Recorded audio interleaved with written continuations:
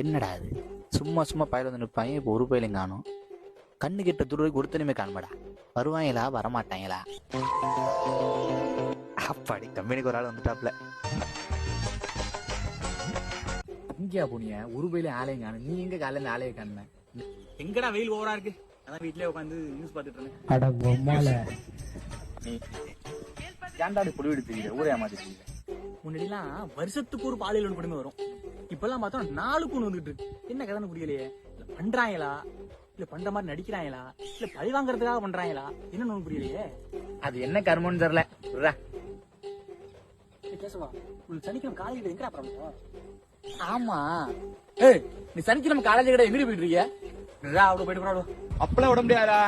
அதெல்லாம் கேட்டுக்கிட்டே இருக்கு. நான் போப்பேன் இப்படியே விட்டோம்னு வச்சுக்க, ஞாயிற்றுக்கிழமை கூட காலேஜ் சுத்திட்டு இருப்பாளுவோம்.